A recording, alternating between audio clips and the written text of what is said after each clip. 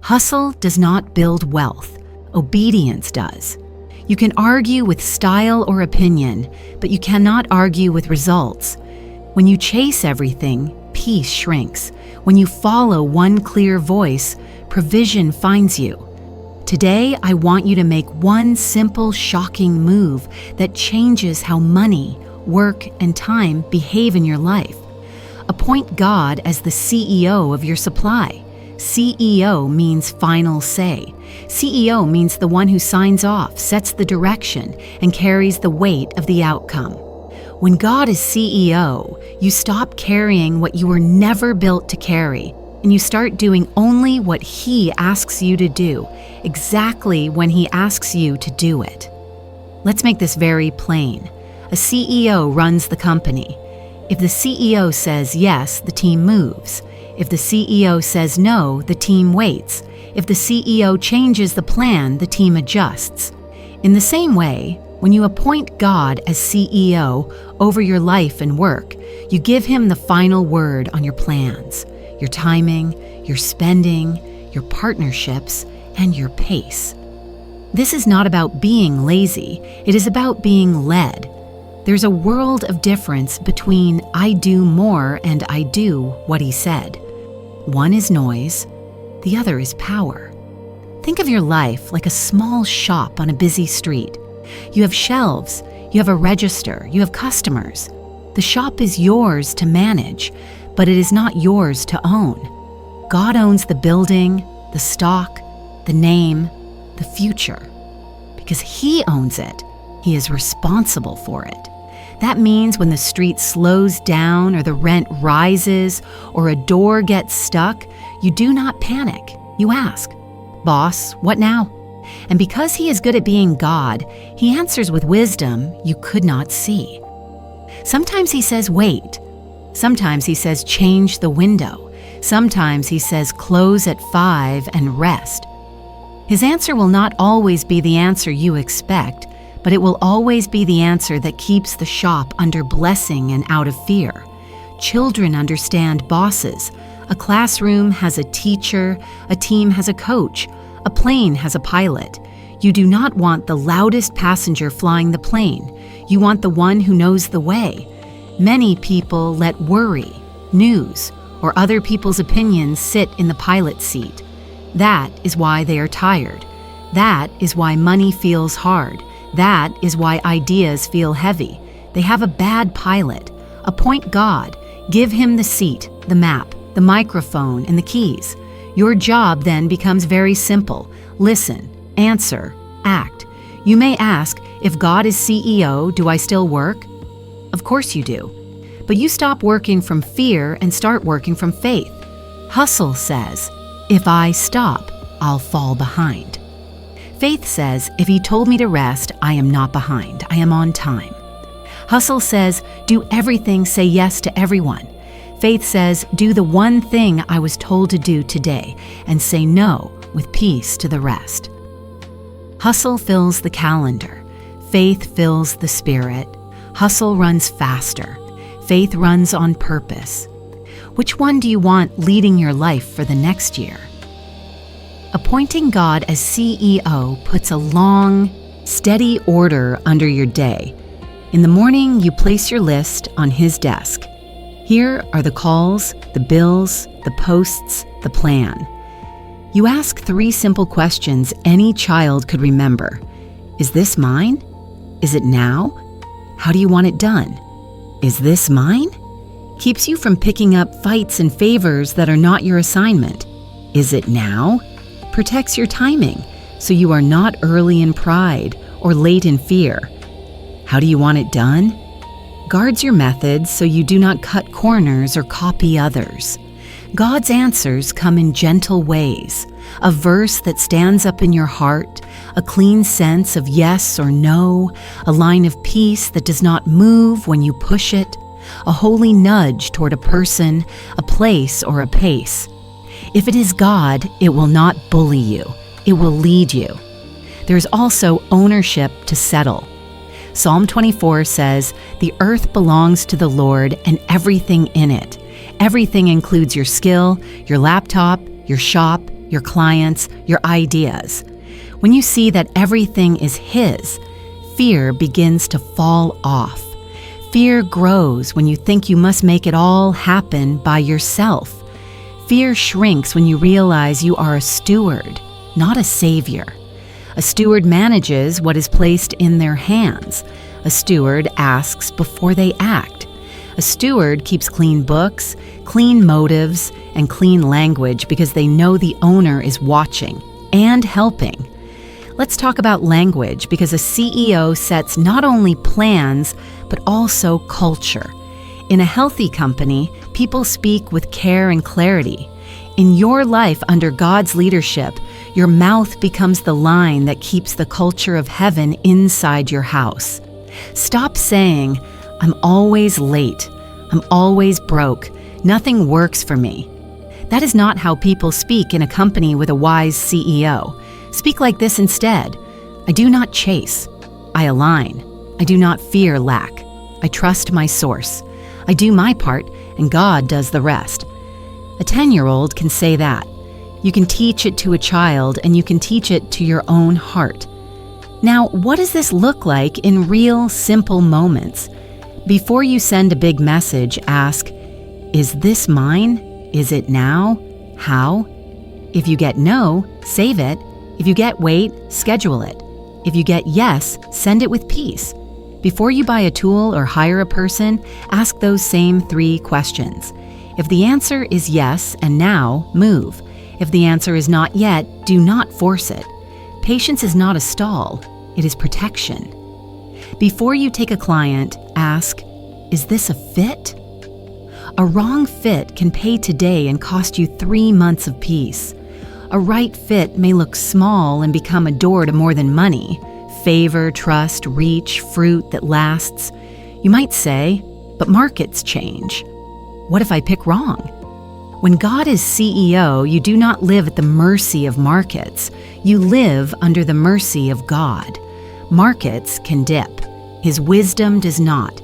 Trends can flip. His counsel stands. If he says pivot, you pivot. If he says hold, you hold.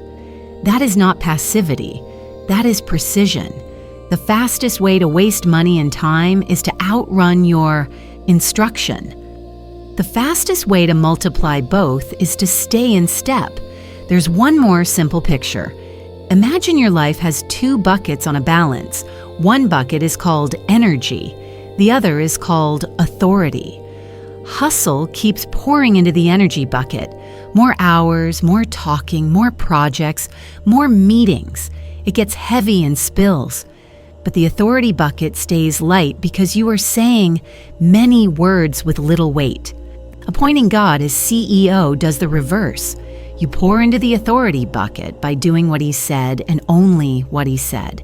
Your words gain weight because they agree with his word. Then you notice something strange and wonderful. With less noise, more things move. Doors open without banging. People call without chasing. Ideas land without forcing. That is what authority feels like in a life under order. If this sounds too spiritual for business, check the fruit. People who work only from energy burn out or break trust or both. People who work from authority carry a quiet strength you can hear in their voice and see in their calendar. They start on time, keep promises, and refuse drama. Their yes is yes, their no is no, and their peace is not for sale. That is not luck. That is leadership from above. You may wonder if this is only for pastors or ultra-spiritual people. It is not. It is for writers, barbers, coders, sellers, designers, mothers, students. Anyone who wants clean progress without dirty trade-offs. A child can live this way because the steps are simple. Ask, listen, obey, repeat. When you do, you will notice 3 quick changes. First, clarity replaces confusion. You stop holding 10 plans and start holding 1. Second, calm replaces hurry. You still work, but the knot in your chest loosens because you trust your boss. Third, fruit replaces fuss. People see results and peace in the same room, and they will call that rare. It's not rare in the kingdom, it is normal. But appointing God as CEO does require one hard thing. You must give up the right to be right. If the plan you love is not His plan, you lay it down. That will sting for a minute and save you for a season. You must also give up the addiction to comparison. CEOs do not copy other companies' blueprints. They are responsible for their own. God gave you a path. Walk it. If someone else grows faster, bless them and keep building. You are not late when you are on your road. Let's also make a gentle promise. When you put God in charge, He does not shrink your future. He expands it the right way. He does not cut your income. He cleans it. He does not steal your time. He redeems it. He does not mute your voice. He gives it the ring of authority. People call that favor. Heaven calls that normal for anyone who is under order. How do you start? Today, not tomorrow, out loud, because in this house, words matter. Set your desk before Him. Put your to-do list under His hand. Say, you lead, I follow. Then take the first small step He highlights. It might be an apology you owe. It might be a price you must change. It might be a project you need to release. It might be a nap. Yes, rest can be an order. Rest is not weakness when the boss says, stop here. Rest is a wall that keeps thieves out and lets strength in. As you live this way, keep a small ledger of obedience. Write the instruction you heard, however simple, and the fruit that followed. This trains your mind to notice patterns of God's goodness. Over time, you will see a thread. He was never late, He was never harsh, and He never wasted a step. This ledger will become your private case study, stronger than any pep talk on a bad day and steadier than any trend on a good day. Now seal it with your mouth. Speak like someone who actually changed leaders today. Do not whisper it like a wish. Say it like a decision already made and already recorded in heaven's books. Speak slowly and mean every word. I appoint God as the CEO of my supply. I release hurry and receive holy order. I do only what He instructs, and I do it on time. I am a steward, not a struggler. My plans rest under His hand. My steps keep pace with His voice, and my peace does not leave. Grinding is not a badge of honor.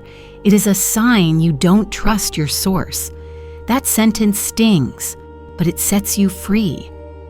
When you believe you must hold the world together with your own hands, you run in circles, sleep with a knot in your chest, and call it ambition.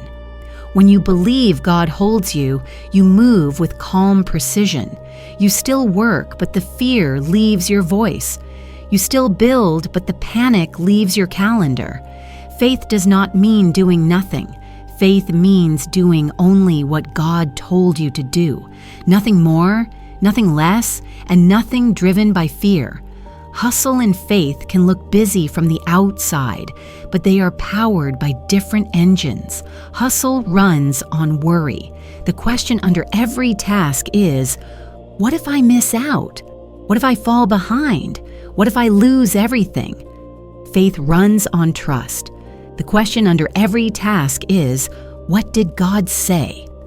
Hustle fills the day to prove worth. Faith fills the day with assignments. Hustle rushes, repeats, and burns out.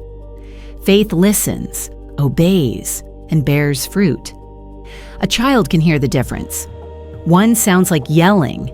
The other sounds like a steady voice saying, "This way." Here's a picture a 10-year-old understands. Think of a traffic light. Red means stop. Yellow means slow. Green means go. Hustle sees green everywhere and blasts through every intersection. Faith sees the actual light. If God says stop, we stop. If He says slow, we slow. If He says go, we go. People who run red lights get there faster only in their heads. In real life, they cause crashes. Peace is your green light. Panic is a red. Confusion is a yellow. Wait for clear direction, then move with both feet. There is a line in Scripture that says God's blessing makes rich and does not load you with sorrow. That is not poetry. That is policy. It means increase that comes from God, travels with peace, clean hands, and rest that actually restores you. The world tells you to brag about no sleep, double coffee, and a calendar with no white space. The kingdom teaches you to value clarity over chaos. Rest in this house is not laziness. Rest is warfare. When you rest on God's word, you plant a flag that says, "Fear does not run this company." Look at how Jesus moved. He never sprinted to prove anything. He did not run after crowds, yet crowds found him. He did not beg for doors, yet doors opened. He did not panic over time, because time answers to the one who made it. He would walk away from the noise to pray, then return with quiet authority. That is our pattern. Prayer first, instruction second, action third, then stop when the peace lifts. That rhythm sounds simple because it is simple. Simple is not weak. Simple is strong. Let us make this painfully practical. Each morning, place your list before Con and ask, what is the one thing you want done today? Not 5, 1. Do it with full attention and a clean heart. After that, ask, is there a second? If you sense no, stop and keep the rest for tomorrow. In a team, you sense yes, proceed. This is how faith sets your pace. You will be shocked at how much you accomplish when you stop dragging 10 things at once and carry one thing to the finish line. Faith focuses, hustle scatters. You may say, but the market is fast. If I slow down, I will lose. Slow is not the same as late. Faith is not slow. Faith is on time. There is no such thing as falling behind the God who made the clock. The only way to fall behind is to run a race. He did not ask you to run. When God says move, you move. When God says wait, you wait. Waiting under orders is not losing. It is loading. In waiting, ideas ripen, motives clean up, partners align, and traps show themselves.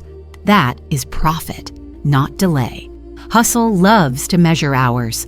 Faith measures obedience. Hustle asks, how hard did I push? Faith asks, how true did I stay? Hustle counts tasks. Faith counts fruit. There will be seasons when God asks you to stretch. Late nights, heavy lifts, big builds. The test is not the length of the day, but the spirit of the day. If the stretch is from God, you will feel carried even when it is hard. If the stretch is from fear, you will feel hollow even when the numbers look good. Learn that feeling. Teach it to your team. A 10-year-old can learn to ask, does this feel like clean hard work or scared hard work? Choose clean every time. Let us talk about the sound in your head. Hustle whispers, do more or you'll be nothing. Faith answers, do what he said and you'll be fine. Hustle says, everyone else is ahead. Faith says, I walk my assignment. Hustle says, say yes now or lose the chance.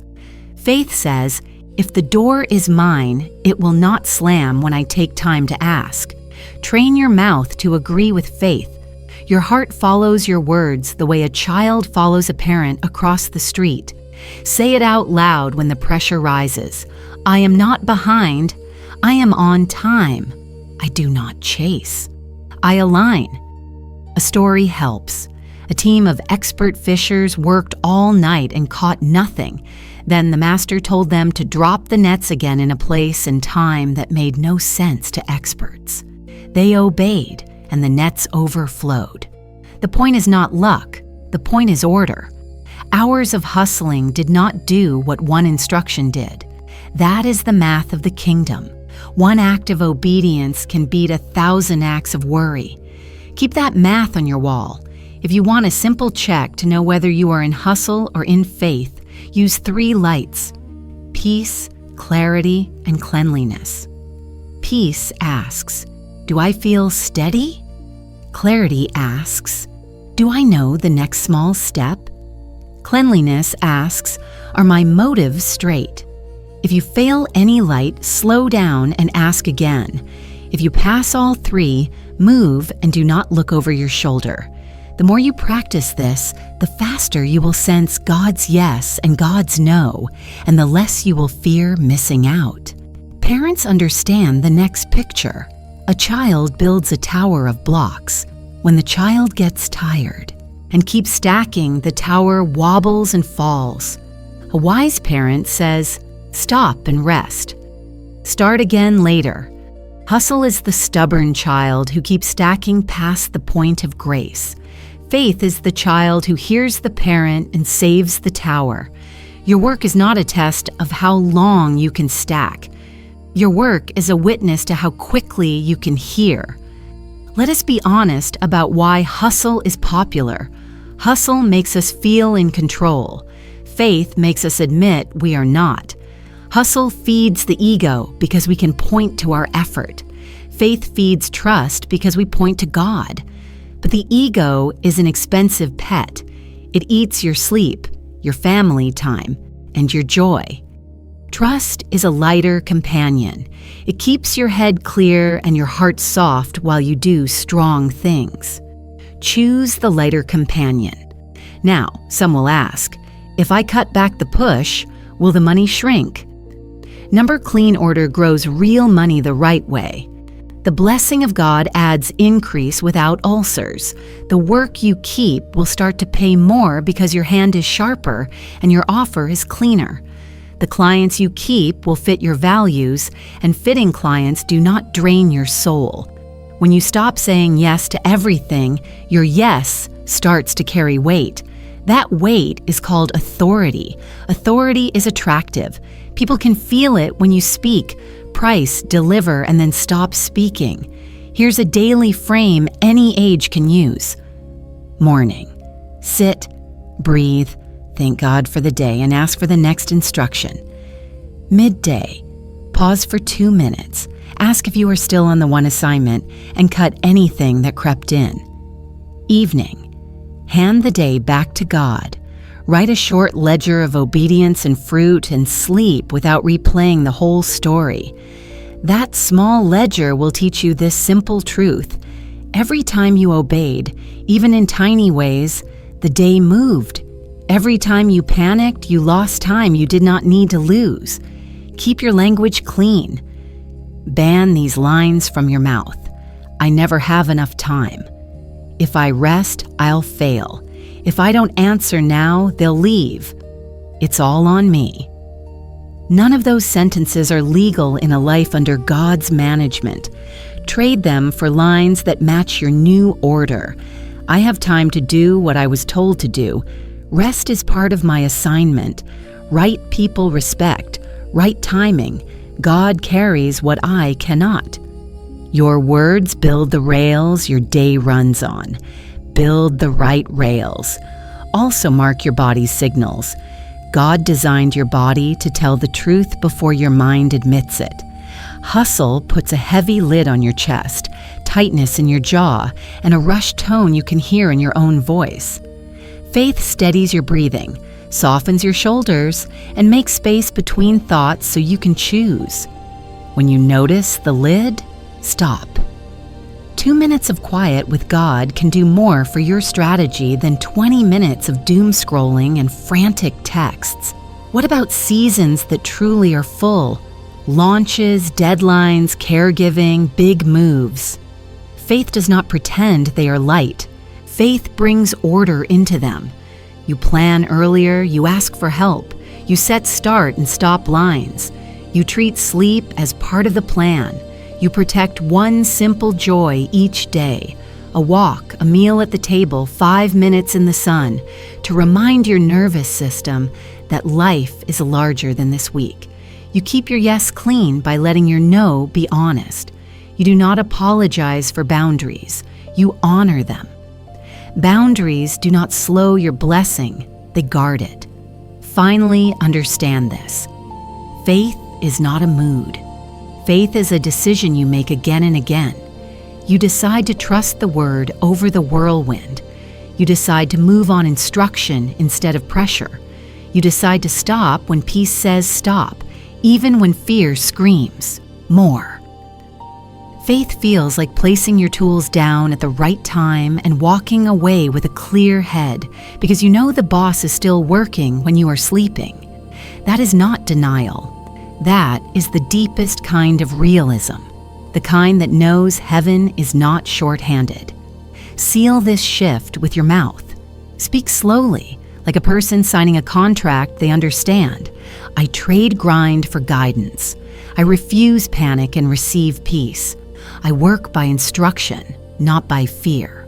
I move on time, I stop on time, and I rest as ordered. The blessing on my life adds increase without sorrow. I do not chase, I align. A business without a plan is a boat without a rudder. A life without scripture is a plan that changes with the wind. That is the hard truth.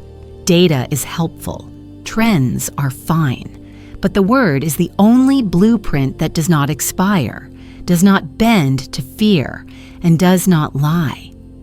When you treat the Bible like your boardroom brief, your daily memo from the boss, panic loses power and decisions grow clean edges.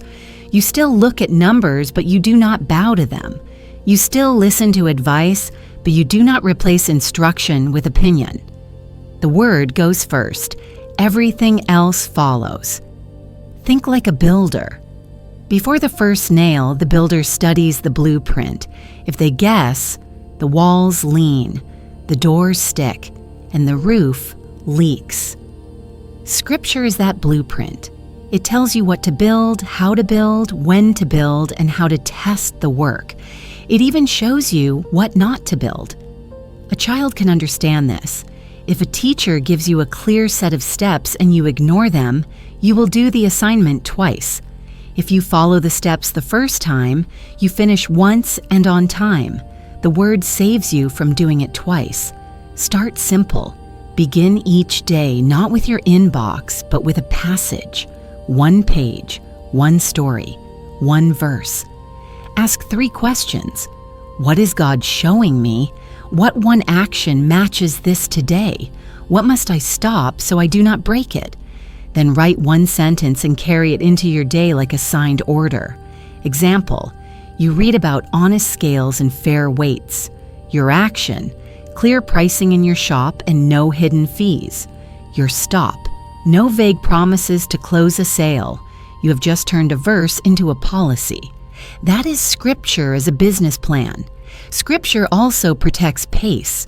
Our world pushes speed for the sake of speed. The word teaches timing. It shows you that there is a season for planting and a season for harvesting, a time to speak and a time to keep silent, a time to expand and a time to fortify. When the word sets your clock, you stop sprinting in circles. You learn the holy rhythm: read, receive, respond, rest. It is not fancy, but it is strong. A shop that opens and closes on time earns trust. A soul that moves on time keeps peace. Look at the case studies written right into the book. Joseph did not climb by charm. He rose by wisdom that came from God. He interpreted what others could not, managed plenty and famine with a clear plan, and saved nations because he followed instruction instead of headlines. That is strategy from heaven applied on earth. The woman in Proverbs 31 is not a quiet painting. She is a sharp entrepreneur. She inspects goods, negotiates land, runs teams, builds products, and keeps kindness on her tongue. Scripture did not hide business. It honored business done with clean hands and a steady heart. And there is a line that says, God gives power to get wealth so that His promise stands, meaning the ability to create, manage, and multiply does not come from willpower alone. It comes from grace-backed wisdom. You partner with that. Wisdom when you open the book before you open your books. The Word is also a guardrail for integrity. When pressure rises, shortcuts look smart. The Word says they are traps.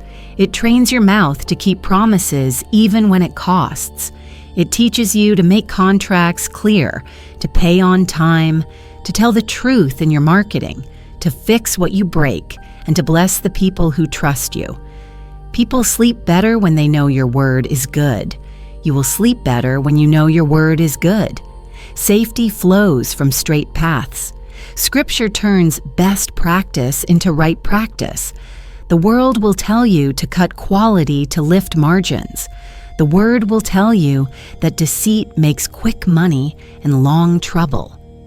The world will tell you to copy whoever wins this quarter. The Word will tell you to steward your lane because stolen suits do not fit for long. The world will tell you to hide mistakes.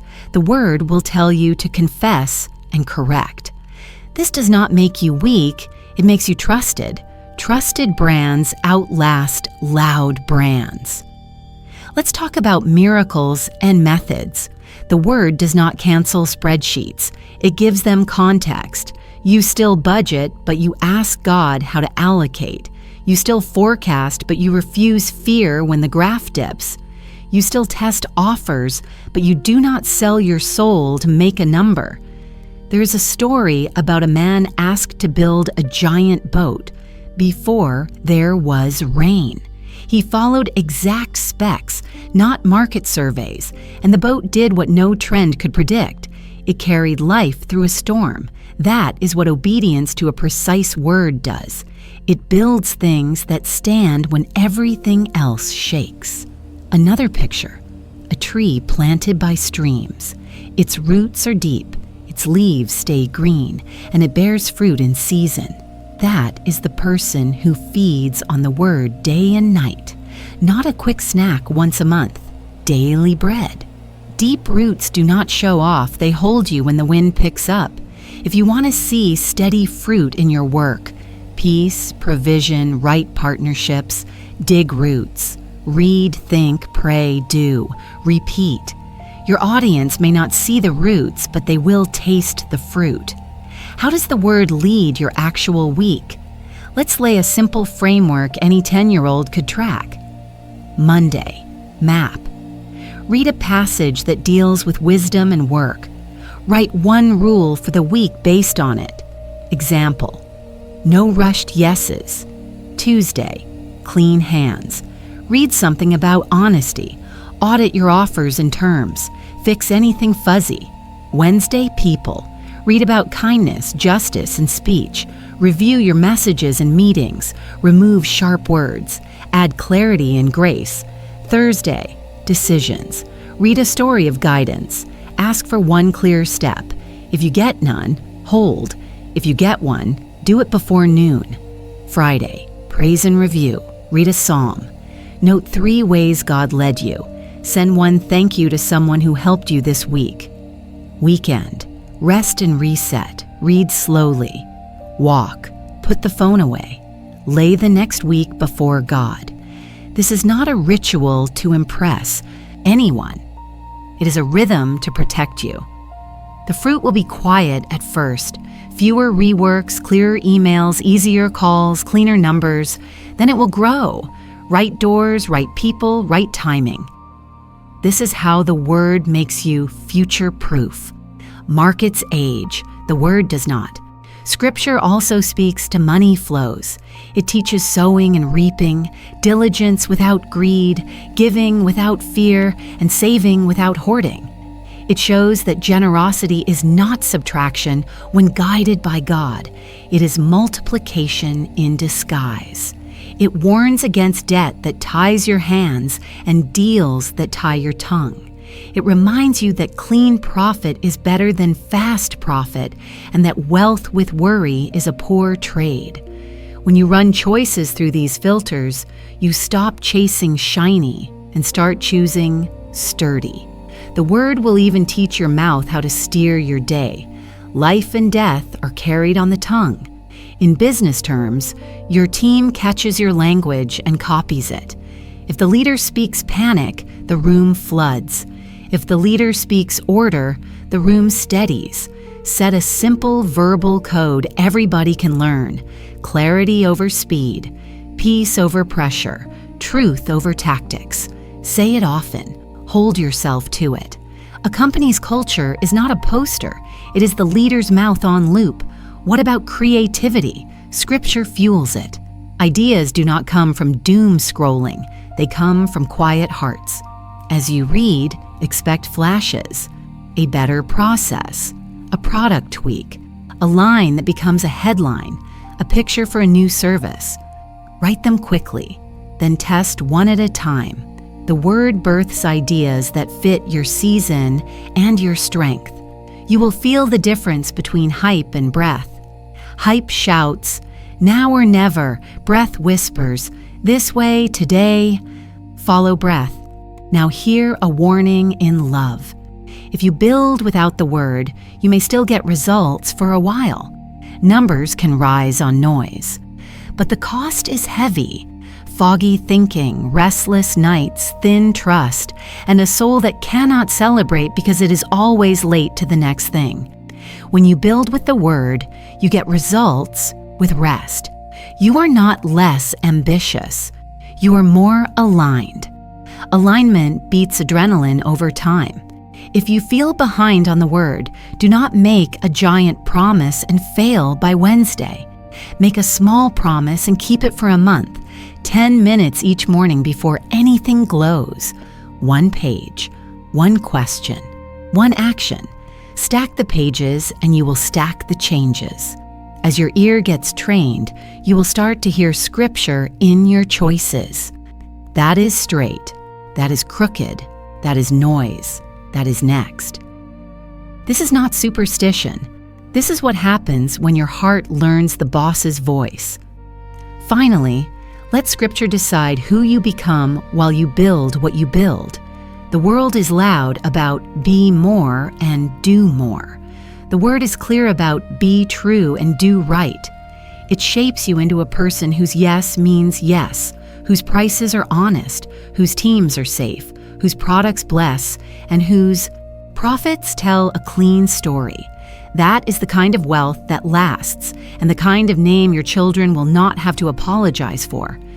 Seal this with clear speech. Say it as a policy, not a wish. The Word is my plan. I begin with Scripture, not with stress. I trade trends for truth and hurry for holy timing. I write what I read into how I sell, price, hire, and lead. My hands stay clean, my steps stay ordered, and my results carry peace. I do not guess, I listen, I obey, and I build by the book. Guessing is expensive. Prayer is profitable. That's the line, and it is not up for debate. When you treat prayer like a last-minute rescue, you pay retail for every mistake. When you treat prayer like your daily board meeting, you get insider guidance before the market opens. Prayer is not soft. Prayer is strategy. Prayer is where the plan is approved, the budget is assigned, the timing is set, and the risks are exposed before they turn into losses. If God is the CEO, prayer is the room where you meet Him, present the file, and receive the next legal instruction. Think of a real boardroom. People do not stroll in late, talk over the chair, or pitch 5 ideas at once. They bring facts. They listen, they ask for clarity, and they leave with action steps. Do the same with God. Bring your facts, numbers, deadlines, options, then be quiet long enough to hear wisdom. Ask clear questions. Decide on one action. Leave the room and execute. That is prayer as governance, not prayer as decoration. A child can understand this. Imagine you're building a Lego set with a picture on the box. If you keep guessing without checking the book, you'll rebuild the same piece 3 times and feel mad at the blocks. The blocks are fine. You skip the guide. Prayer is the guide. It tells you which piece goes where, in what order, and when to stop and check. 10 minutes of prayer can save 10 hours of rework. That is not hype. That is arithmetic. Here is how to enter the boardroom well. First, choose a chair. Sit down. Put the phone face down. Breathe once slowly. Thank God for being present and in charge. This settles your nervous system and signals your spirit. We are not rushing. We are listening. Second, open your file. Say, here's the situation, and describe it in 1 or 2 simple sentences. Third, ask 3 questions that even a 10-year-old can memorize. Is this mine? Is it now? How do you want it done? Do not negotiate. Do not stack 6 more questions on top. Listen. If an answer rises with peace, write it down. If nothing comes, do not panic. Thank him. Close the file and move to a smaller, obvious task he already gave you. Silence is not neglect. It is a timed release. The answer will land when it is safe to act. You may ask, how do I know it's God and not my own head? Learn the fingerprints. God's guidance carries peace, even when it stretches you. It is clean and specific, not loud and vague. It respects your dignity. It never bullies. It will not ask you to break character or cut corners. It will agree with the word you've been reading. It will often arrive as a simple next step, not a spotlighted 5-year map. Your flesh loves big speeches. Heaven loves clear steps. Prayer also runs on timing. Pressure tries to make everything an emergency. God is never late and never breathless. The Spirit's now feels like a green light, quiet, bright, forward. His not yet feels like a hand on your shoulder, kind, firm, unmoving. His no feels like a settled floor. You can push, but nothing slides.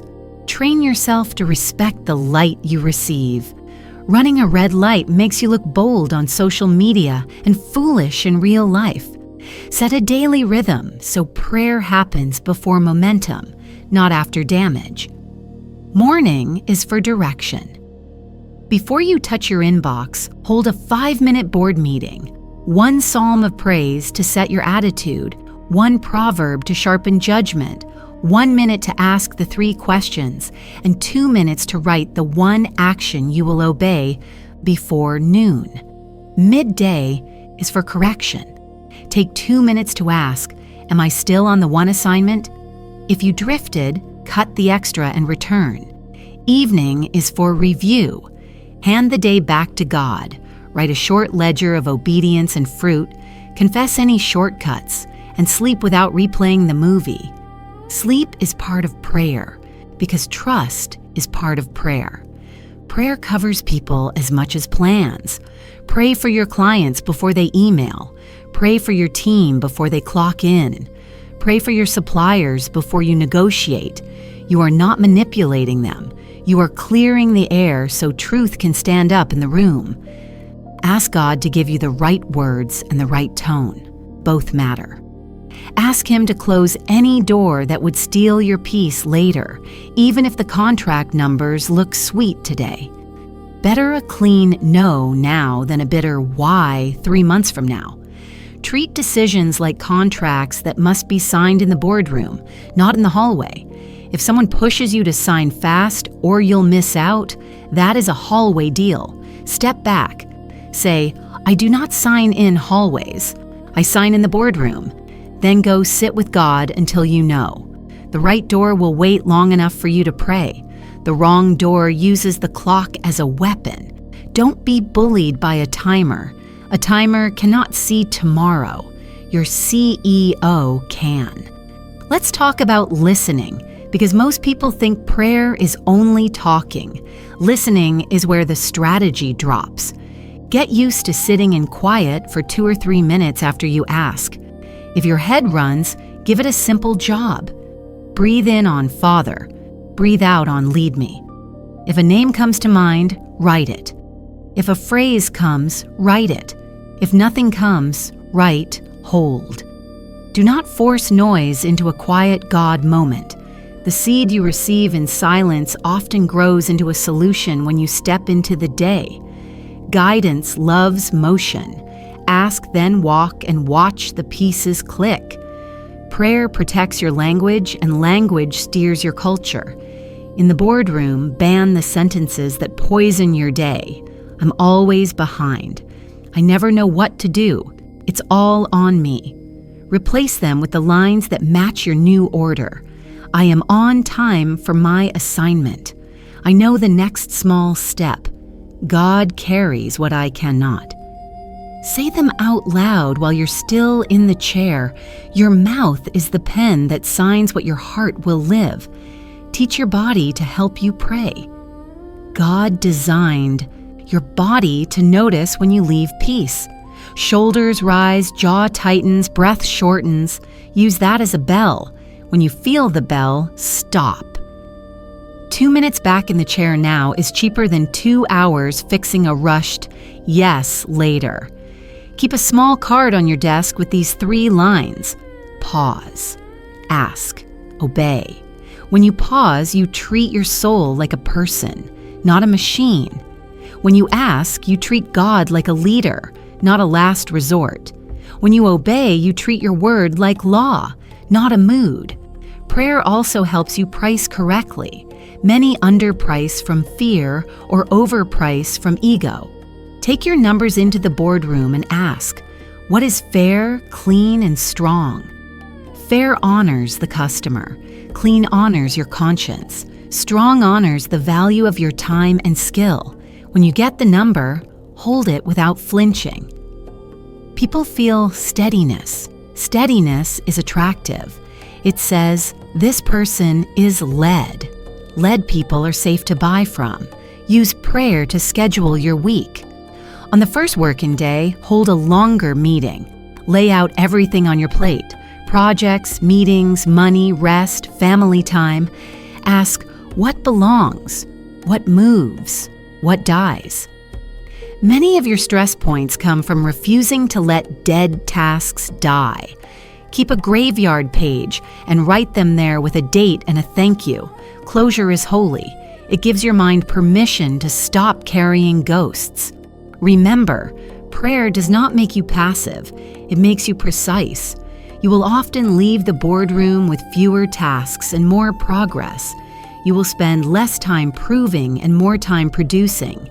You will answer fewer DMS and write better proposals. You will walk away from deals that pay fast and cost peace. And you will walk into rooms you did not chase because favor sent your name ahead of you. People will call that luck. You will call it governance. There will be days when you do not feel spiritual at all. Those are not bad days. Those are training days. Sit anyway. Ask anyway. Write anyway. Obey anyway. Feelings catch up to faithful patterns. Think like an athlete who ties their shoes whether or not the spark is there. Spark is wonderful. Shoes are what let you move. What about crisis? A payment misses. A partner backs out. A shipment breaks. Do not let crisis drag you into chaos. Crisis is a loud visitor. Prayer is a locked door with a peephole. Secure the door. Breathe once. Say, Father, I am here. You are here. Then ask the 3 questions. Often the first instruction in crisis is small. Call this person, send this line, cancel this appointment, go for a 10-minute walk. Because small steps put air back into your thinking so you can see the real move. Do the small step quickly, then return to the chair for the next. Crisis likes to make you pick between 2 bad options before you have seen the third. Prayer shows you the third. Keep artifacts of prayer, not just memories. A thin notebook, a pen that feels good in your hand, a page for decisions, a page for names to bless, a page for the week's single, non-negotiable. When you are discouraged, flip back 2 weeks and read the trail. You will see a pattern. The steps you obeyed carry fruit, The steps you delayed asked to be obeyed again. The steps you rushed needed repair. Let the trail humble you and encourage you. Humility keeps you teachable. Encouragement keeps you moving. Finally, know what prayer does to your identity while it forms your plans. It turns you from a performer into a partner. Performers chase applause and fear silence. Partners value approval from the only chair that matters and need silence to hear him. Performers get loud in rooms that do not require volume. Partners carry a quiet that fills the room with trust. Be the partner. Let God speak your name in rooms you have not entered yet, while you keep your ear tuned in the room you share with Him. Seal this in plain speech, like signing a policy you intend to keep. My boardroom is prayer. I meet with God before I move. I ask, I listen, and I obey one clear step at a time. Urgency does not run my calendar, peace does. I sign no hallway deals. I price with fairness. I schedule with wisdom, and I pivot on instruction. I carry a quiet that comes from being led, and my results carry the mark of order. I do not guess. I govern by prayer, and it profits me in peace and in fruit. You are not funded by the market. You are funded by your source. That single shift breaks the back of fear. Markets rise and fall. Headlines shout and fade. Channels open and close. But your source does not wobble. Scarcity is a story the world sells to keep you frantic. Abundance is the policy of the kingdom to keep you steady. If you mix those two systems, kingdom truth with worldly panic, you will overwork, undertrust, and call it wisdom. Choose one system. Choose the one that does not run out. Let's make source not equal channels, so simple a child can draw it. The sun is your source. Windows are channels.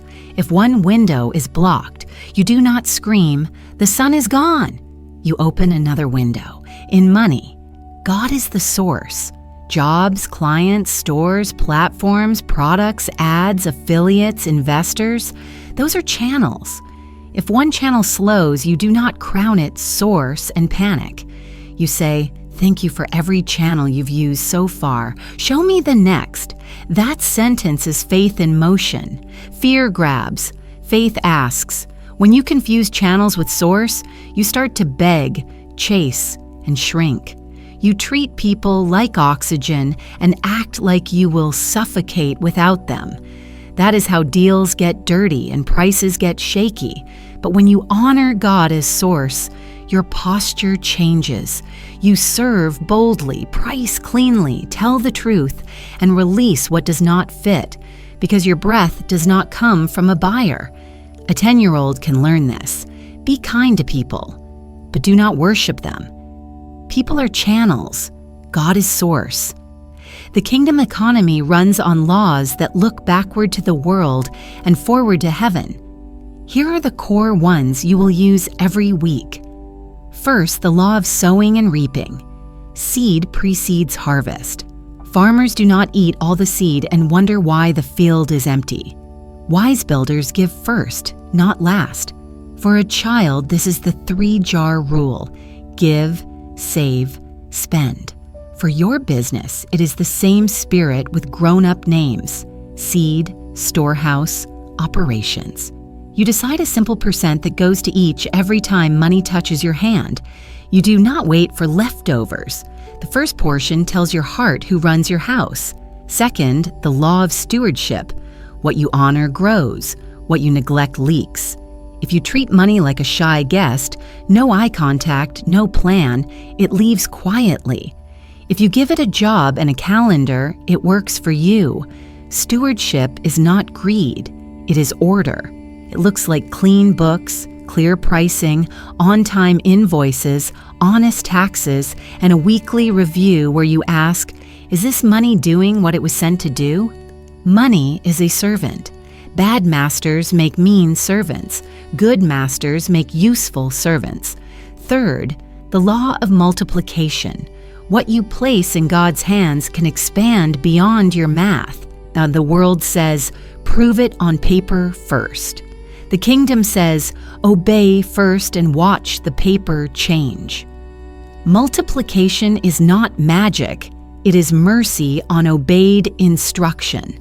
A small lunch in the right hands feeds a crowd. A simple offer in the right timing funds a season. Do your part, quality, honesty, service, and let God do His, favor, timing, reach. Fourth, the law of timing. Slow is not late when it is ordered. Fast is not early when it is frantic. In the kingdom, maturing comes before multiplying. A tree grows rings before it grows branches. Many ruin good fruit by ripping it off the branch for speed. Timing is protection. When peace says, wait, you are not losing, you are loading. Keep preparing in the quiet so you can move clean in the open. Fifth, the law of language. Your words are economic signals. In the world, people call fear realism. In the kingdom, we call fear bad forecasting. Speak according to the source, not the cycle. Ban these lines. I can't afford to be generous. Clients are my only lifeline. Everything is drying up. Trade them for these. My source is unlimited. New channels open for me on time. I sow in peace and reap in plenty. My house is supplied without sorrow. Your mouth is not a weather report. It is a thermostat. Let's tie these laws to pictures a child can see. Electricity comes from a power plant, source, and reaches your house through outlets, channels. If one outlet burns, you do not move into fear. You move the plug. If 3 outlets fail in a row, you call the owner. You do not adopt the outlet. Your prayer life is that call. Your budget is the map of outlets. Your courage is your hand moving the plug when told. Simple. Now, systems. First system, the source and channel map. On a blank page, write GOD-SOURCE at the top. Under it, list current channels by name. Top clients, products, platforms, partners, revenue streams. Circle the top 3 by profit and peace. Put a dotted box beside each that says replaceable. This little word breaks anxiety's grip. Every morning, review the page for 60 seconds and say out loud, these are channels. They can change. My source does not. Then ask, which channel needs nurture? Which needs pruning? Which new channel do you want me to test? Obey the one nudge you receive. Second system, the 3 jars updated for adults. Jar 1 to seed, jar 2 storehouse, jar 3 operations. Seed is your giving and strategic generosity, not random guilt money, targeted sowing where God points. Storehouse is your margin, profit you do not eat. It turns shocks into speed bumps. Operations is everything required to run the work. Decide simple percentages and keep them for a quarter before you adjust. Consistency beats cleverness. Third system, the channel replacement drill. When a channel closes, a client leaves, a product slows, you have 30 minutes to run this drill before fear writes your story. Step 1, boardroom prayer. Thank you for using this channel. I release it. Show me the next step 2. Bless and release communication. Send a clean, kind closing note that honors the relationship without begging. Step 3, replace action. Identify 5 aligned prospects or 1 new offer and take the first micro step. Send 1 email, make 1 call, launch 1 beta. Step 4, speak supply. I do not chase. My channels refresh on schedule. This drill turns loss into movement. Fourth system, the bills and blessing flow. When you pay bills, you are not losing money. You are sending it on assignment. Hold the invoice and say, paid in peace, returned in value. When you pay your team, say, wages with joy, work with excellence.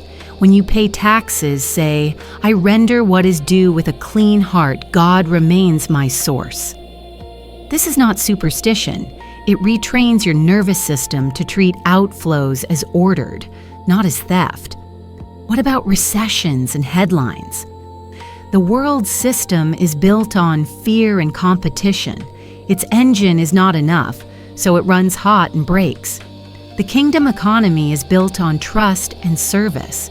Its engine is more than enough, so it runs steady and lasts.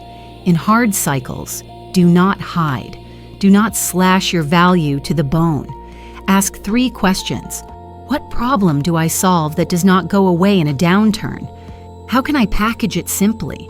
How do I make it easier to say yes without breaking my margins?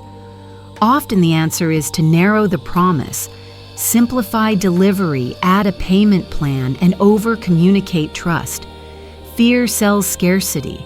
You sell steadiness. Pricing under kingdom logic is also different.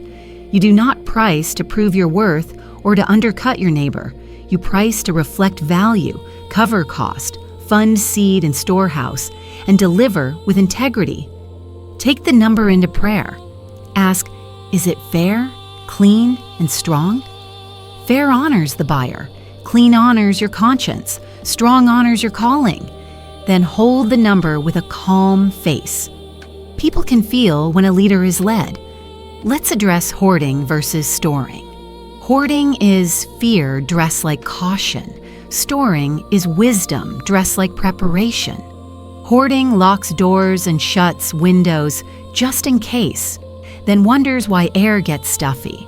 Storing keeps oil in the lamp so you can travel at night when called. If you feel stingy where you used to feel steady, you crossed from storing to hoarding.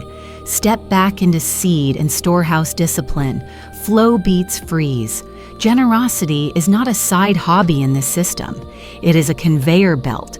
Generosity keeps the channels unclogged. It says, I will not let money stick to me in fear. I pass it through on purpose.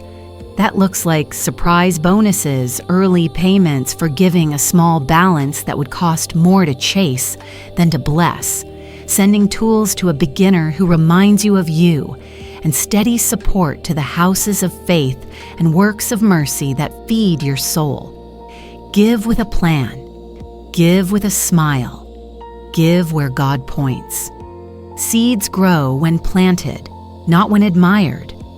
Check your words daily. Words are withdrawals or deposits. Where drowning is a withdrawal, we have what we need to do what we're told is a deposit. No one is buying is a withdrawal. The right buyers can find us easily as a deposit. Everything is hard is a withdrawal. Hard is a teacher. Grace is my strength is a deposit. Teach your team the code. No poverty talk, no panic talk, no insult talk. We speak life, clarity, and sufficiency. What about competition? In the world, competitors are enemies. In the kingdom, competitors are neighbors. You can bless a neighbor and still win your lane. Celebrate clean wins, you see. Do not undercut with shadows. The pie in the kingdom grows when people bake with clean hands. Your unique assignment is not threatened by someone else doing their assignment well. That sentence will save you from small living. Now, a very practical weekly cadence that keeps you in the kingdom economy without getting weird. On the first workday, review your source and channel map for 5 minutes, run a quick numbers check, and ask God for 1 growth channel and 1 pruning move. Midweek, practice your channel replacement drill whether or not anything dropped. Reach out to 1 new prospect. Test 1 micro offer. Make 1 generous move. End of week, do the bills and blessing flow and write a ledger line. Seed given, storehouse added, operations covered, surprises noted, small, steady, seen by God. A word on peace. In this economy, peace is not a luxury. It is a production tool.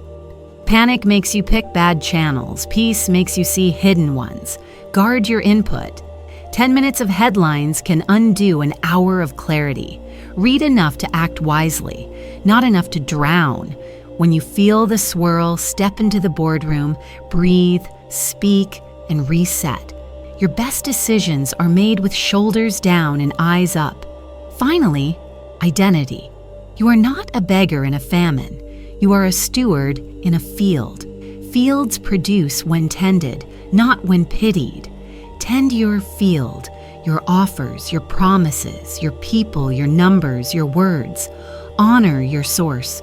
Hold your channels lightly. Sow with joy. Store with wisdom. Spend with purpose. Speak with authority.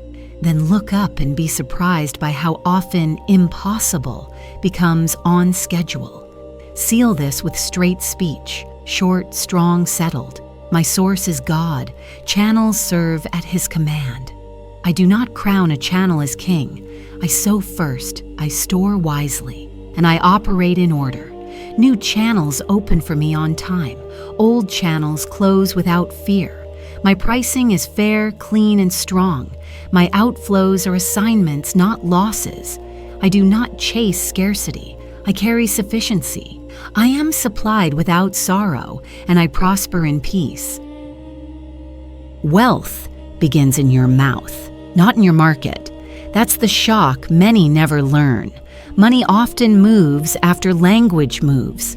People wait for numbers to change, and then they'll speak confidently. The kingdom order flips it. Speak with authority that matches God's promise, and watch your numbers learn a new tune. This is not positive thinking. This is lawful speech. A CEO sets culture with words. If God is your CEO, you echo the policy, not the panic.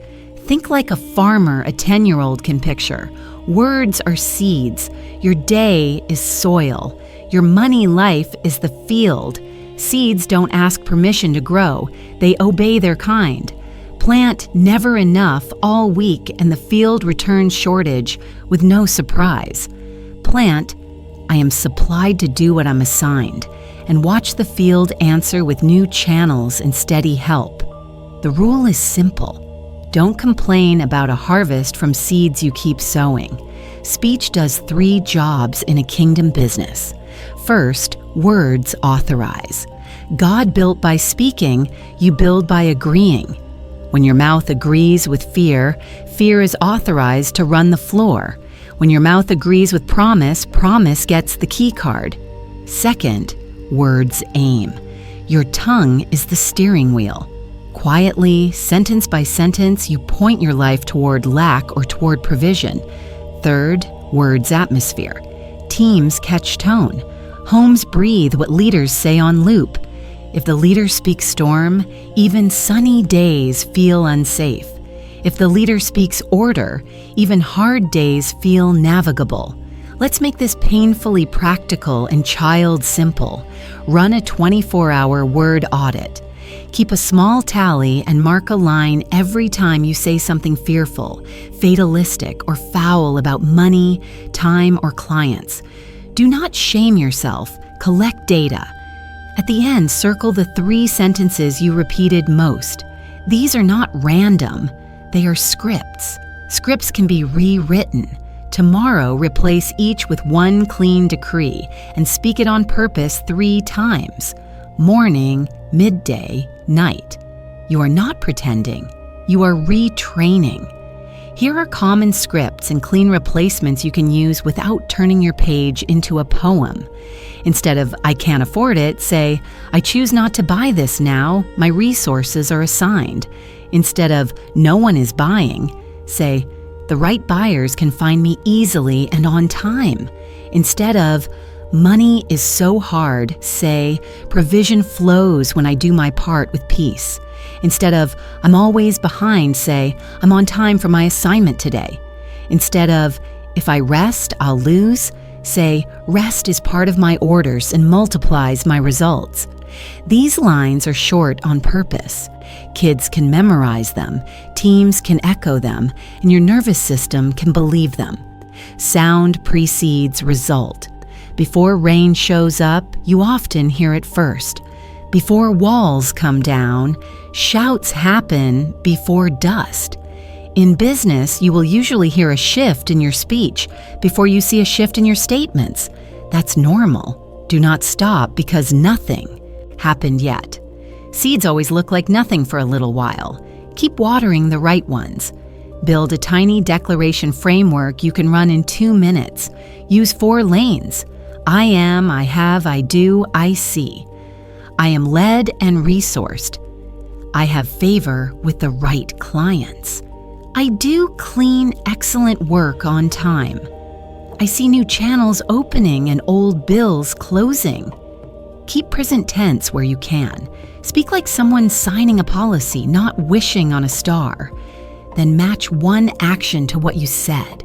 If you declared favor with the right clients, send one clean message to one aligned prospect. Words are steering, actions are wheels. You need both moving in the same direction. Guard your cash language in 3 hot zones: pricing, proposals, and problems. Pricing. Never apologize for your number. Apology language.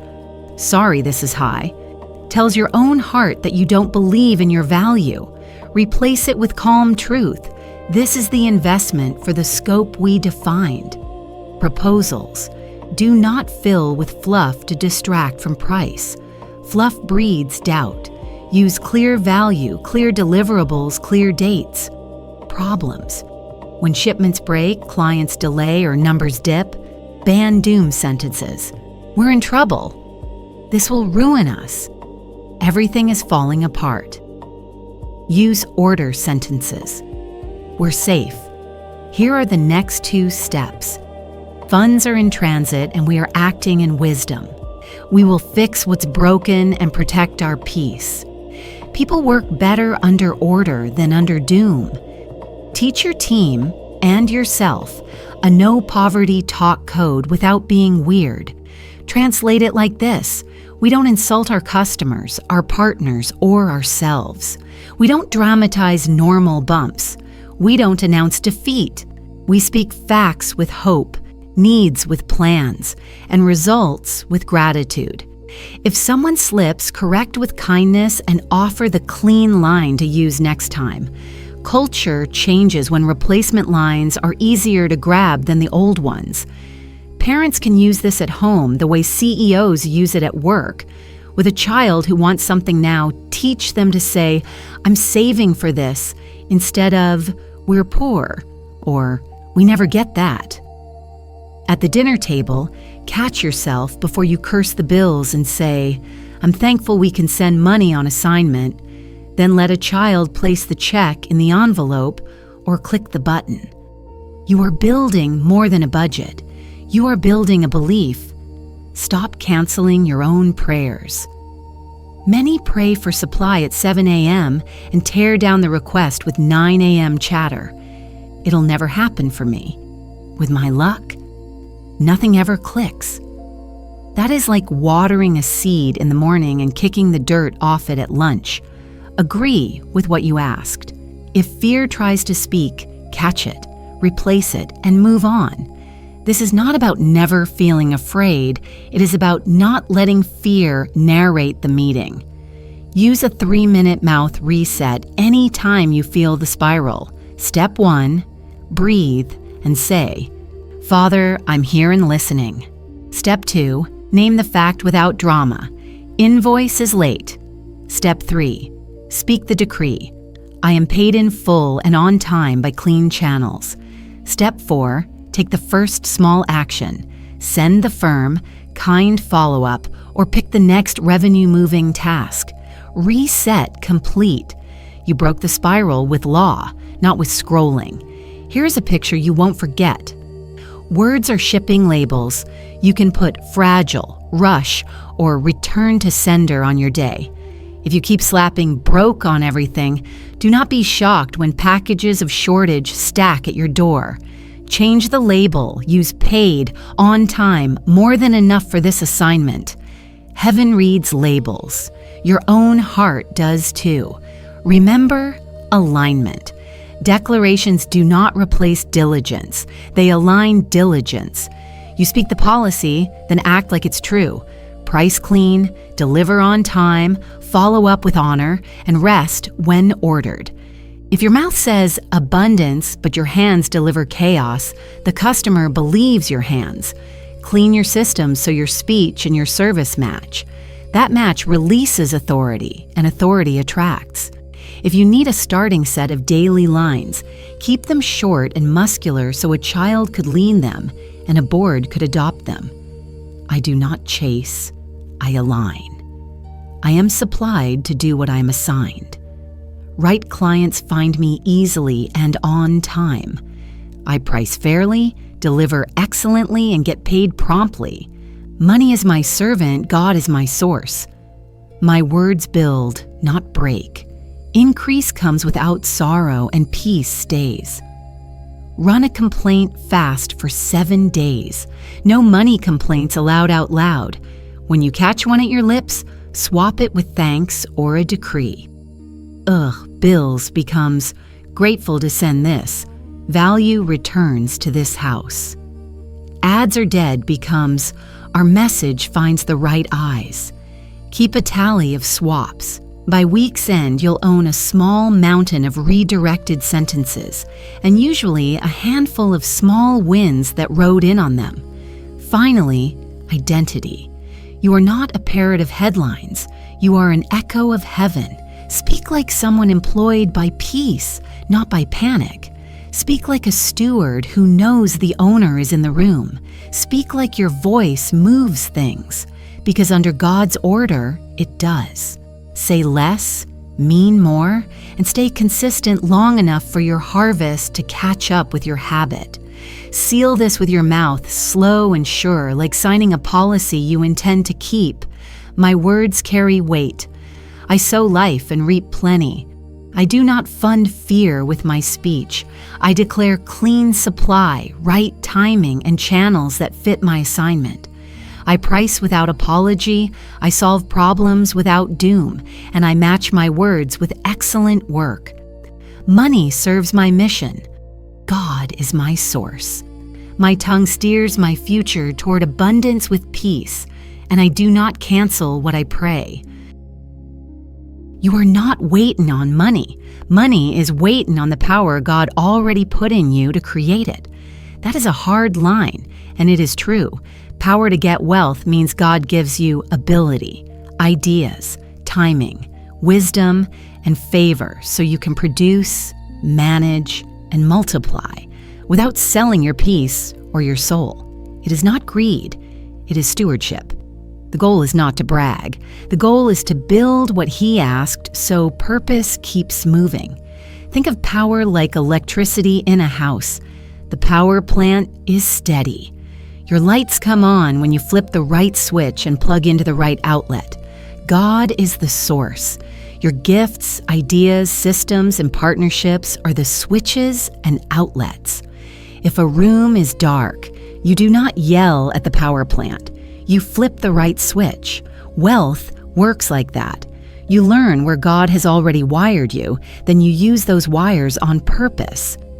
Let's name what this power looks like in plain words a child understands.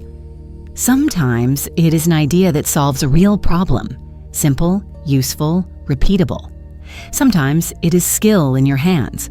Writing, fixing, designing, teaching. Sometimes it is wisdom, knowing which step is first and which step can wait.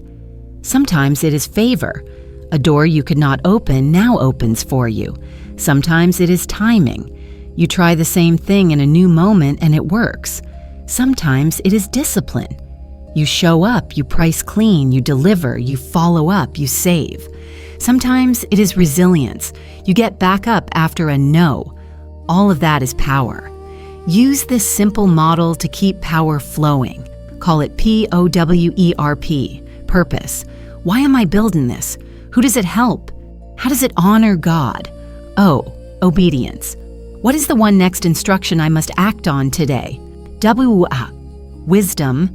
What do I need to learn or simplify before I move? E, endurance. How will I keep going for 30 days without drama? R, relationships. Who do I need to serve, ask, or partner with? cleanly and clearly. Write those 5 words at the top of your weekly plan. Fill 1 line under each. Keep it small and specific so you actually do it. Now let's move from idea to income with a path even a 10-year-old can follow. 5 Ds: discover, design, deliver, document, duplicate. Discover. Make a list of 10 problems people ask you to help with. Circle the top 2 you solve fastest. Design. Turn 1 solution into a clear offer with 1 promise, 1 process, 1 price. Deliver. Sell it to 3 real people. Keep it small. Do what you said on time. Document. Write what worked, what broke, and the exact steps you took. Save emails, checklists, and scripts. Duplicate. Use that record to sell again with fewer mistakes and better speed. Repeat until the offer is sturdy. That is the pipeline. Do not skip it by making a logo before you make a promise. A logo does not pay you. A promise kept pays you. Power also arrives as creativity, which is currency. You do not need a wild invention. You need a clear improvement. Run a 15-minute idea sprint each morning. Set a timer and write 10 tiny upgrades for your top offer. Faster onboarding, clearer FAQ, better packaging, shorter video, kinder follow-up. Pick one and ship it before noon. Creativity grows when you move it, not when you admire it. Favor is a form of power, and favor loves preparation. Keep a short readiness.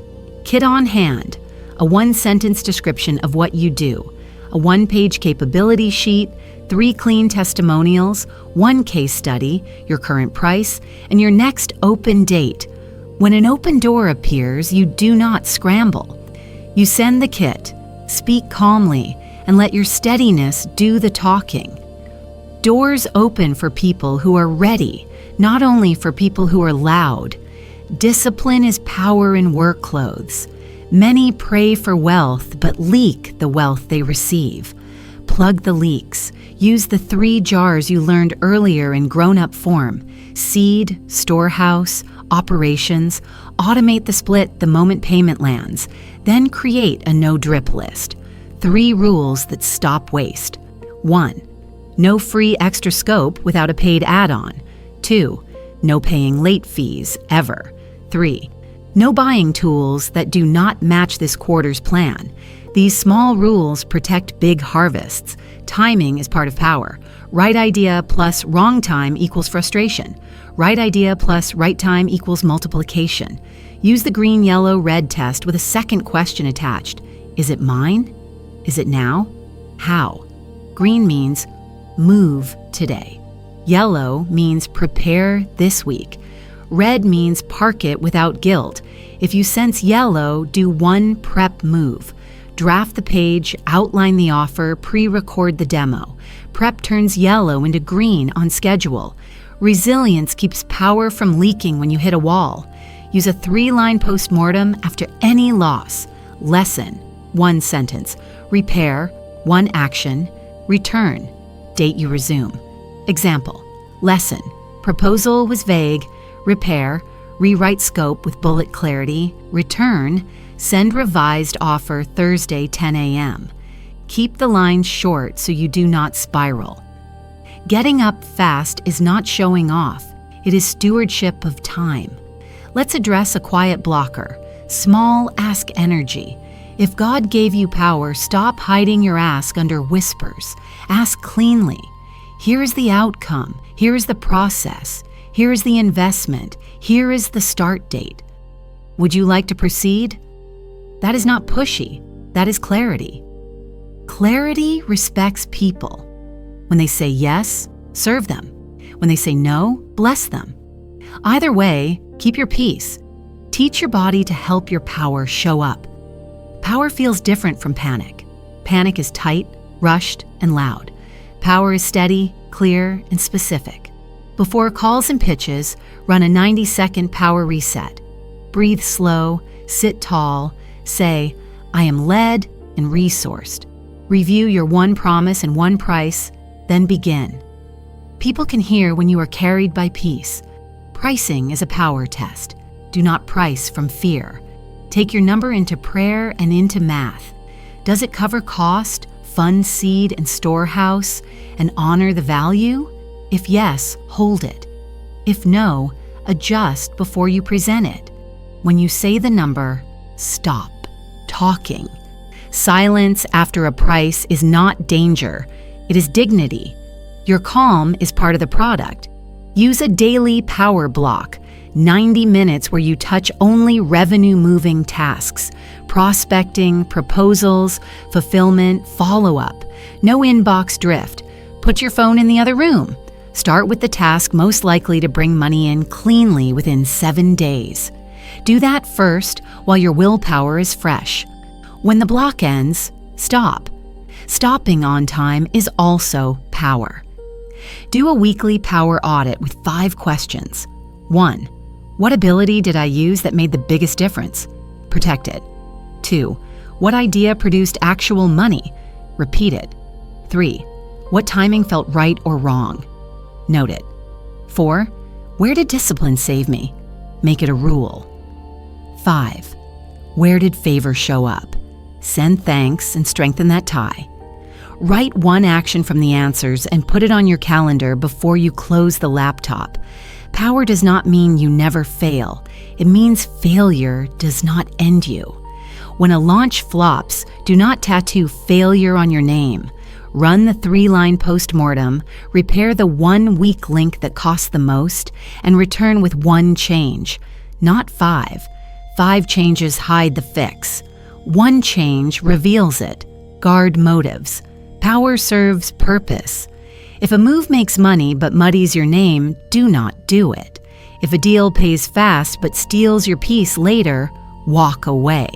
Peace is part of your profit. You are not building a pile. You are building a testimony. Children will not remember your revenue chart. They will remember your peace, your kindness, and your consistency. If you feel you have no power, try this simple gift inventory tonight. Draw 2 columns, what people thank me for and what I enjoy doing even when I'm tired. Fill each with at least 5 lines. Circle overlaps. That overlap is a wire God has already run through you. Design a tiny offer from it, 1 outcome, 1 process, 1 price, 1 page. Sell it to 1 person this week. Motion unlocks power. Keep your language in line with power. Ban, I'm not that kind of person. I never get picked. I'm just unlucky. Replace with, I can learn this. I am positioned for the right rooms. Doors open for me on time. Speak like a person who has a switch to flip, because you do. Your mouth flips the switch. Your hands keep the current moving. Remember, the same Spirit who raised Christ is not allergic to spreadsheets. He will show you where to tighten, where to spend, who to hire, and when to stop. Ask simple questions and expect specific help. Which feature matters most? Which ad should I turn off? Which client should I release? Obey the first clean instruction. Power increases with obedience. One last picture. Picture a toolbox. God gave you the box and many tools. Fear says, I wish I had a hammer like theirs, and does nothing. Wisdom says, use the screwdriver you have and build the first shelf. When the shelf is sturdy, more tools show up. Tools follow trust. Use what is in your hand today. Seal this with clear speech, short, strong, and settled. God gives me power to get wealth. I plug into my source and flip the right switches. I turn ideas into offers, offers into delivery, and delivery into steady fruit. I price clean, I work with discipline, and I rise after setbacks. Favor meets me, timing guides me, and purpose keeps me honest. I am led and resourced. I produce without panic and increase without sorrow. If success steals your peace, it isn't God's favor. It's a trap with a price tag. Real favor lifts you without loading you with fear. It opens doors and keeps your sleep. It grows your reach and guards your heart. The world sells winds that come with ulcers, secrets, and shaky hands. Heaven delivers increase that arrives with clarity, clean hands, and quiet joy.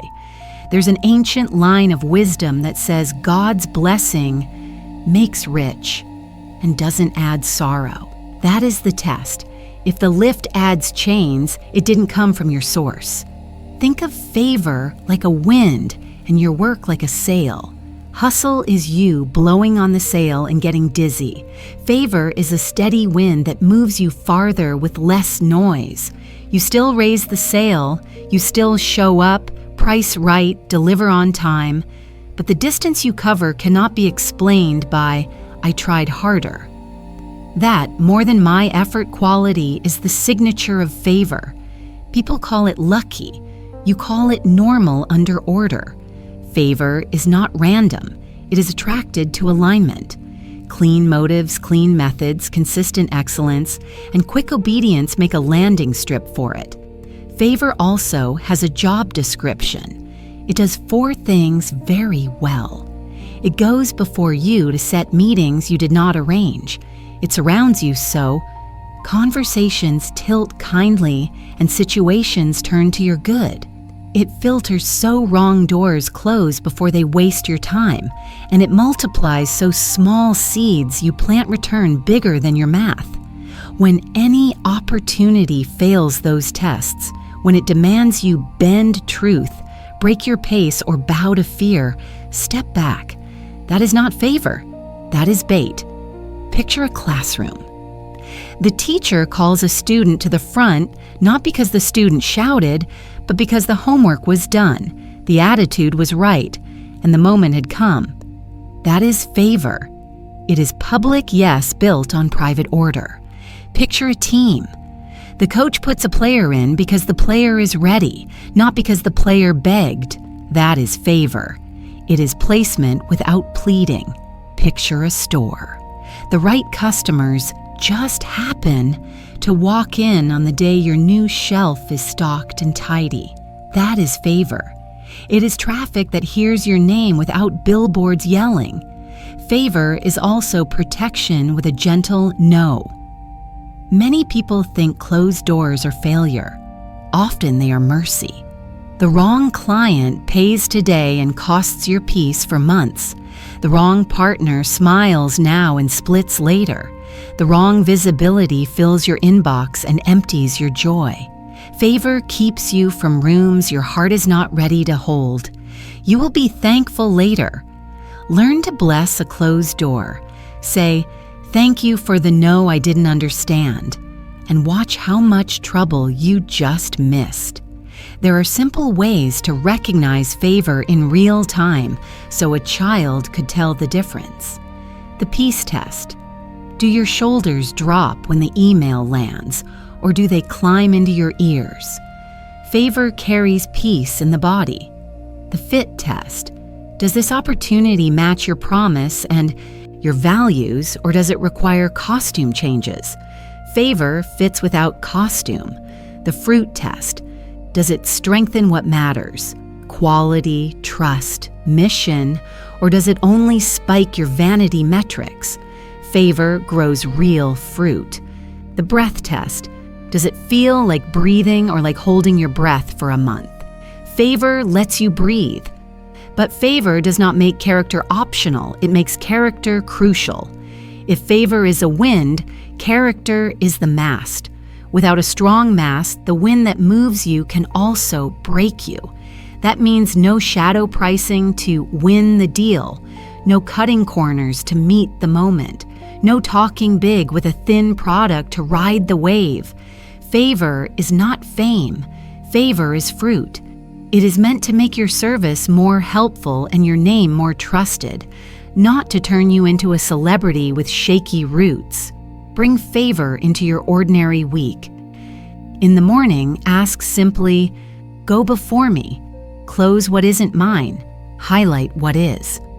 Before a meeting, step into the boardroom for 1 minute and ask, is this mine? Is it now? How? Then walk in with a calm face and a clear sentence. The outcome you create, the steps you'll take, the investment, the start date. Favor and clarity are twins. They travel together. After the meeting, send a clean follow-up. What you heard, what you'll do, how to confirm. Favor appreciates order. Order respects favor. Use your mouth to cooperate with favor, because words are invitations. Ban panic talk. We're desperate. We'll take anything. This is our only shot. Those lines are not legal in a house run by peace. Replace them with these. Right doors open on time. Right people can find us easily. No is protection. Yes is assignment. Speak those in the morning and at the door of every decision. Your team will copy your sound. Your customers will feel your steadiness. Favor will often look like unfair advantage to people who don't see your private obedience. Joseph went from a cell to a palace off one well-timed interpretation.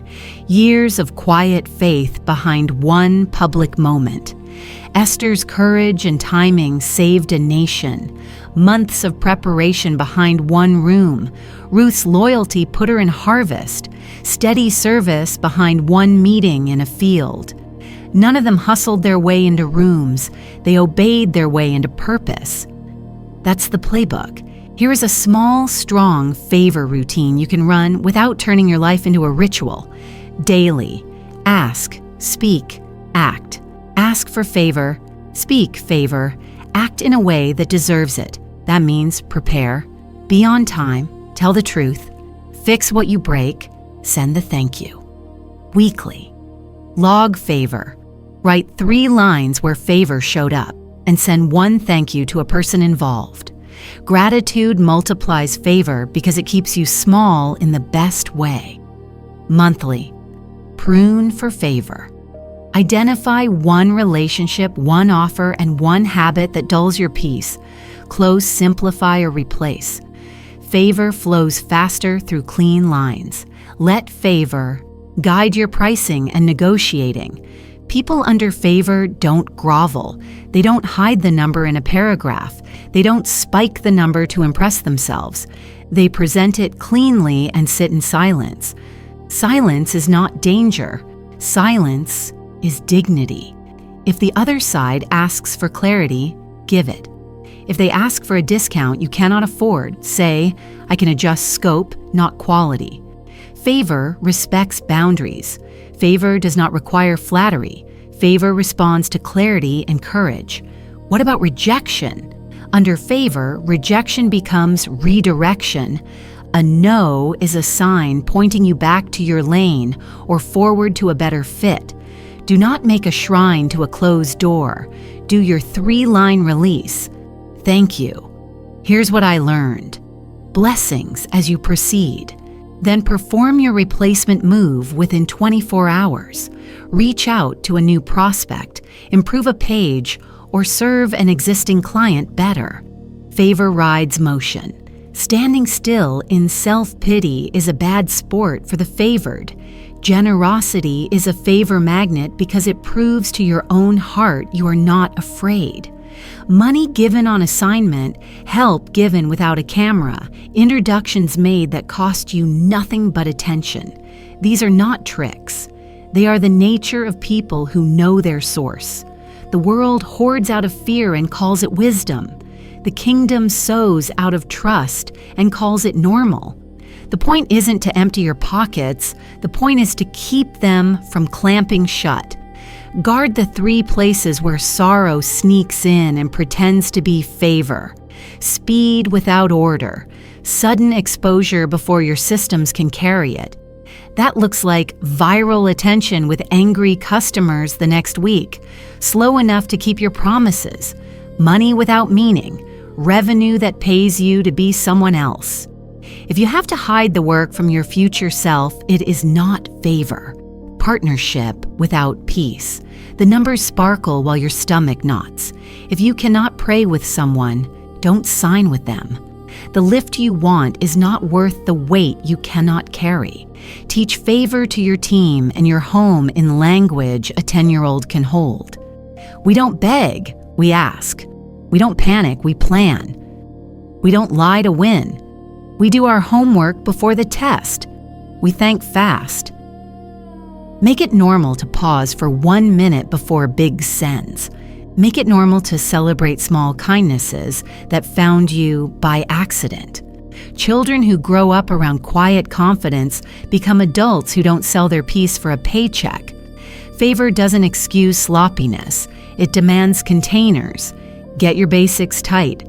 Offer, promise, process, price, delivery, follow-up. Favor multiplies what you are, not what you wish you were. If your emails are confusing, more exposure gets you more confusion. If your product is clean, more exposure gets you more trust. Pray for favor and prepare for it. That is not double work. That is matching heaven's yes with earth's readiness. A short word on visibility. Not all exposure is good. Exposure.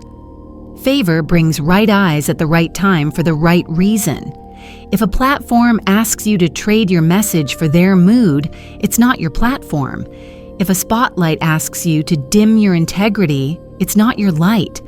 The gift makes room when the room can hold the gift. Wait for that room. It's worth it. And here's the quiet promise. Favor stays when you stay humble. Credit your source out loud. Spread the honor to your team. Tell the truth about the ordinary work under the extraordinary results. Keep showing up for the small things that don't trend. On-time invoices, kind emails, fixed typos, clean books.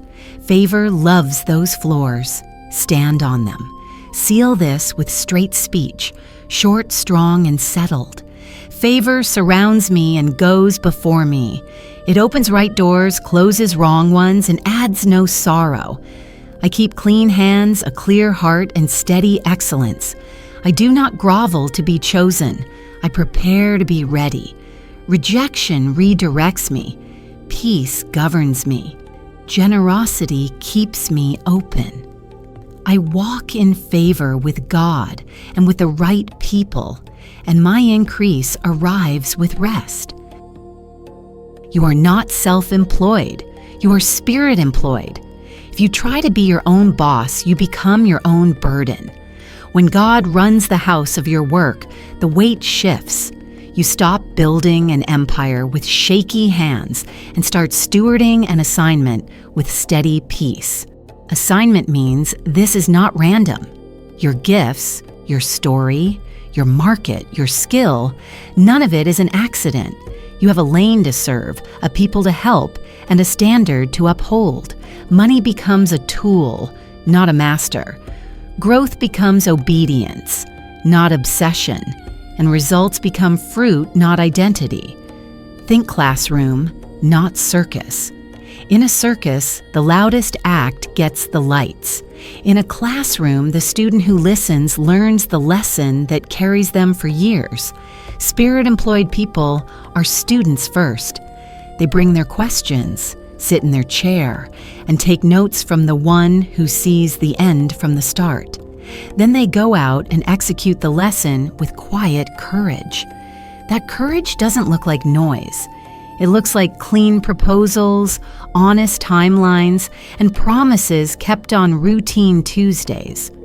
Assignment language is different from hustle language. Hustle says, "How do I get more?" Assignment asks, "How do I serve better?" Hustle says, "How fast can I scale?" Assignment asks, "How true can I stay?" Hustle says, "Who can notice me?" Assignment asks, "Who am I sent to?" When you make that shift, you stop chasing rooms that don't fit, and you start filling the room you were built to bless. The right people feel seen, the wrong people pass by, and peace stays. Define the assignment so a child could repeat it. Use one sentence. I help who go from problem to result by your method with your standard. Keep it short enough to say without air. That sentence becomes your North Star. Every offer, post, product, hire, and partnership must line up with it or step aside.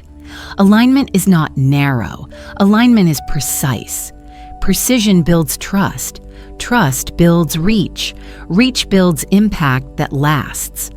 Treat your business like a small embassy.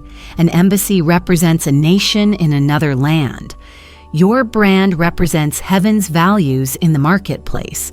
Embassies have clear culture, truth in speech, honor in conduct, generosity in service, strength without swagger. If a request from the market would force you to fake, you decline politely and keep your standard. Standards aren't snobbery, they're safety. They keep you from selling your soul for a contract and calling it growth. Turn ordinary touch points into sacred ones without being strange. Your inbox is not a pressure cooker. It's your front desk. Answer with clarity and kindness. Your calendar is not a monster. It's your steward. Guard the hours that guard your soul. Your invoices are not awkward. They're agreements. Send them clean and on time. Your meetings are not performances. They're problem solving. Show up prepared and end on purpose. None of this is flashy. All of this is holy. Consistency is a miracle most people don't recognize. Assignment also dictates pace. Purpose has a cadence. When the Spirit says build, you build. When He says brace, you strengthen what exists. When He says bless, you pour into people and places that carried you. And when He says break, you end the offer, habit, or relationship that once worked but now drains life. Endings are not failures. Endings are stewardship. A gardener prunes not to punish, but to make room for the next season's fruit. Bring your house into order with a simple human system anyone on your team and any 10-year-old can follow. 1. Call. Write the one-line assignment. Put it at the top of your website, your proposals, and your internal docs. If you can't say it, you can't sell it or scale it. Code. Define 5 house rules that protect your witness. Tell the truth. Keep time. Fix what we break. Price fair. Honor people. Teach them. Reward them. Correct with them. 3. Craft.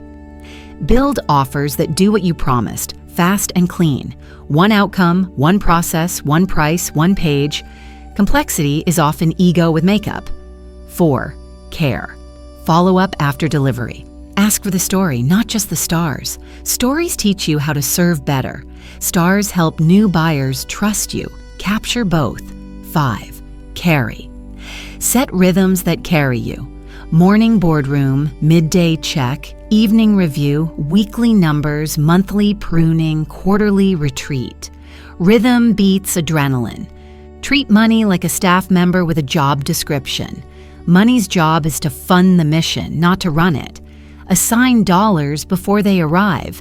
Seed for giving. Storehouse for strength. Operations for excellence. Development for growth. And rest for restoration. Yes, rest has a budget line. Without it, you'll spend peace like a teenager spends cash, fast, loud, and with regrets. Rest is not a when I get there prize. It is part of how you get there clean. Assignment clarifies yes and no. Here's a tool that ends hidden stress. The triple fit test. Fit to people. Do we serve this person well? Fit to promise. Does it produce our stated outcome? Fit to peace. Can we deliver without violating our rhythm or values? If any fit is a no, decline with honor or redesign the scope until it's a yes. You don't need more opportunities. You need the right ones. The wrong yes costs 3 right yeses you never see. Make your brand feel like your living room, not a stage. Stages require masks. Living rooms require presence. Presence sounds like, here's what we do, here's what we don't, here's how it works, here's what it costs, here's when it starts. Presence looks like eye contact in your writing, clean lines in your design, and real timelines in your delivery. presence is rare. That's why it sells without screaming. How do you handle growth under assignment? You scale capacity before you scale noise. Capacity means tighter processes, better templates, stronger agreements, and people who share your code. Noise means more posts, more promises, more pressure. Capacity protects promise. Noise breaks it. Invest in capacity early. Standard operating steps, simple dashboards, prepared answers to common questions, and training that turns helpers into carriers of your culture. Make your meetings short and sacred. Start with purpose. Why are we here? Decide with data plus peace, end with owners and due dates, and bless the room. Blessing is not a cliche, it's a tone. Thanks for the work. Keep your peace. If you're stuck, ask early. People work better under blessing than under barking. You don't need to be a preacher to speak life. You just need to be a leader who believes order is kind. Assignment will be tested by 3 counterfeits. Platform over purpose. The spotlight asks you to say what sells instead of what serves. Payday over peace. The deal looks rich and feels wrong. And pace over presence.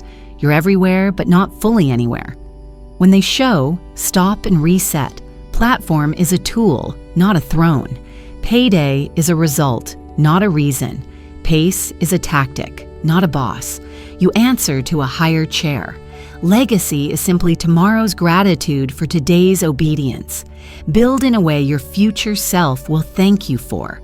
Clean books, clear IP, documented processes, and a reputation your children never have to defend. Save proof of goodness. Emails from helped clients, notes from team members, screenshots of honest wins. On hard days, read the proof. Data calms doubts. Testimony calms fear.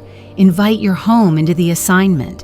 Explain to your family in one line what you build and why it matters. Create a small ritual that marks quitting time. A lamp you switch off, a phrase you say, a walk you take. So your house knows you came home in heart, not just in body. A business that steals your table time is too expensive, no matter its revenue. Your table is part of the mission. That's where courage gets refilled. Keep your ask clean and your yes sacred. Clean ask. Here's the outcome, the process, the investment, the start date. Would you like to proceed? Sacred yes. When you say it, you mean it. When you mean it, you deliver it. When you deliver it, you stop and rest. Over-promising is cheap applause with expensive refunds. Under-promising is fear wearing a fake halo. Promise true and perform fully. Do not confuse quiet with small.